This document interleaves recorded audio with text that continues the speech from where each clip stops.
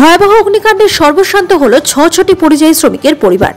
রবিবার রাতে ঘটনাটি ঘটেছে মালদার রতুয়া ১ নম্বর ব্লকের মহানন্দাটোলা অঞ্চলের মানিকান্ত টোলার বলরামপুর খাটিটোলা এলাকায়। জানা গিয়েছে, খাটিটোলার বাসিন্দা পেশায় পরিযায়ী শ্রমিক গৌতম মণ্ডলের বাড়িতে প্রথম অগ্নিকাণ্ডের ঘটনা ঘটে। পরিবারের সদস্যরা কিছু বুঝে ওঠার আগেই দাউ দাউ করে আগুন জ্বলে ওঠে। আগুনের লেলিহান শিখা লক্ষ্য করে পরিবারের সদস্যরা পরিমরি করে বাড়ির বাইরে এসে কোনো রকমে প্রাণ বাঁচান। তবে প্রাণ বাঁচলেও বিধ্বংসী আগুন ছড়িয়ে পড়ে গৌতম মণ্ডলের ভাই আদিত্য মণ্ডল সহ প্রতিবেশী ৪ পরিযায়ী শ্রমিকের বাড়িতে। দেখতে দেখতে আগুনের লেলিহান শিখা ৬টি পরিবারের সমস্ত কিছু গ্রাস করে নেয়। ৬টি পরিবারের ঘরবাড়ি, আসবাবপত্র, পোশাক পরিচ্ছদ, ঘরে মজুদ দানাশস্য, নগদ টাকা কড়ি সমস্ত কিছুই পুড়ে ছাই হয়ে যায়। অগ্নিকাণ্ডের ঘটনা নজরে আসার পরপরই স্থানীয়রা চাঁচল দমকল কেন্দ্রে খবর দেন।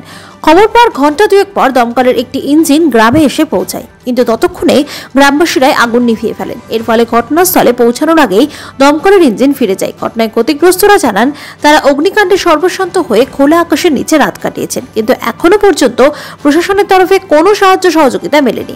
তাই সাহায্যের করুণ আবেদন জানাচ্ছেন। সেই সঙ্গে ক্ষতিগ্রস্তরা রতুয়ায় দমকল কেন্দ্র গড়ে তোলার জোরালো দাবি জানান। আগুন লাগে আমার বাড়িতে, কিভাবে লাগলো আমি জানতে পারলাম না। যখন ধাঁধা করে উঠলো তারপরে আমি জানতে পারলাম। তারপরে আমি কিছু বের করতে পেরেছিলাম না। ঘরের সব সামান ঘরে ছিল, যা ছিল চাল ডাল সব ছিল ঘরে ছিল, আমি কিছু বের করতে পারলাম না। কিভাবে লাগলো ওটা আমি বুঝতে পারছি না, কিভাবে লাগলো তা আমি বুঝতে পারছি না। কিন্তু ধাঁধা করে উঠেছে, তারপরে আমি বুঝতে পেরেছি। আমি মানুষকে ডাকাডাকি করলাম, কেউ ছিল না বাড়িতে। আমি ছিলাম, আমার শাশুড়ি ছিল, স্বামী নেই, বাইরে আছে। কি নাম স্বামী? গৌতম মণ্ডল। গ্রামবাসী আসেন, আগুন হইল। তারপরে ওই যে আমার বগলের বাড়িতে আগুন লেগেছে, সব জায়গায় উপরে বাড়িতে আগুন লেগেছে, সবারই ধান ঠান সব পুড়ে গেছে। ঘর ছিল, পরে টাকা পয়সা যা ছিল কিছু আমি টানতে পেরেছিলাম না। কাপড় উপর সবকিছু ঘরে ভরা ছিল, কিছু আমি কিছু টানতেই পারিনি। তো কিছু নাই, আসিনি তো মোটামুটি ঘরে ছিলাম।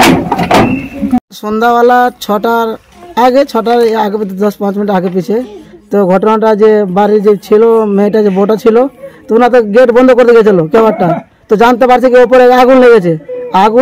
তো আর কোনো সামান বের করা যায়নি বিলকুলই। আপনার জানটা যেসব বেরিয়েছে, বাস 2টা বাড়ি পড়েছে নিচে। প্রথমে লেগেছিল গৌতম মণ্ডলের আর দ্বিতীয় আদিত্য মণ্ডলের, 2 ভাই। তারপরে উৎপলের একটা ঘর গেছে, উৎপল মণ্ডল। হ্যাঁ, তারপরে উপরে 3টা ঘর গেছে। উপরে মানে একটা নবমণ্ডল, দ্বিতীয় কুশ মণ্ডল আর তৃতীয় কাঞ্চন মণ্ডল। এই অবস্থা না, কিছু বার করতে মিলেনি। সে বেরিয়েছে, যে বাচ্চা কাচ্চা ছিল সবার এসে বাড়িয়েছে, আর কিছু বের করা যায়নি। আগুনটা তো সব পাবলিক মিলে সব কলে জল এদিক ওদিক করে সবার এখান থেকে এত পাবলিক, অনেক পাবলিক এসেছিল। ফায়ার ব্রিগেড এসেছিল তো দুর্গাপুরে যখন ভুতিয়ে গেল, তখন আর এসে কি করবে, তখন মানা করে, তো নাম্বার হাত দিয়ে ফোন করে মানা করালো। ওখান থেকে ফের চলে গেল। अब এত দূর থেকে আসতে স্যার, এখানে তো বহুত কিছু হয়ে গেল স্যার। 5 মিনিটে মানুষ কি না কি হয়ে যায়, এখানে এত 2 ঘন্টা আসতে, 2 ঘন্টা আসতে তো অনেক দূর। রতুয়া থাকলে অনেক আরাম, ওর সুস্থ থাকতো, অনেক সুস্থ। এখানে রতুয়া থাকলে যদি রতুয়াতে করা দরকার, এটা রতুয়া তো করতে গেলে বহুত সুস্থ, এত নোকসান হতো না।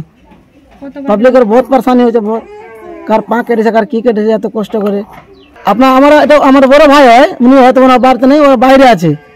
বাড়িতে ছিল আমার ছোট মাটা ছিল, বাজারে কিছু একটা বউ আছে, একটা বউ আর একটা মা আছে, আর কেউ নাই। কেউ সামান বের করতে পারেনি, কোনো সামান বের করতে পারেনি। যে কাপড়টা যে পরবে, ওটাও কাপড় বের হয়নি। তো গাঁওবাসী বালারা আরো কোনো সাহায্য, এখানে কোনো সাহায্য হয়নি, কিছু হয়নি না, কেউ আসেনি স্যার। রাতে এখানে বসে আছে, ওখানে বসেছিল। আমাদের পরিবার বার্তা আছে, যেটা বার্তা আমার দাদা বার্তা হলো, ওরা এখানে বসেছিল। বসে আরো রাত্রেবেলা ফিরে একটু হালকা আগুন ছিল, তো মানুষের ঘুম কোথায় হবে?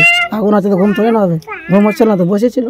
পাথর ছাড়াই প্রতিকার সম্ভব। মালদার প্রাচীনতম ভৃগু বংশ জ্যোতিষী পণ্ডিত এস শাস্ত্রী। দাম্পত্য সমস্যা, বিবাহে বাধা, ব্যবসায় অবনতি, পরীক্ষায় অকৃতকার্যতা, ভাগ্য গণনা, গোষ্ঠী বিচার, ঠিকুচি গোষ্ঠী এবং মৃত্যু ছাড়া সকল সমস্যার সমাধানের জন্য যোগাযোগ করুন জগদম্বা জ্যোতিষ কেন্দ্র, বিবেকানন্দ স্কুলের পাশে, মালদা।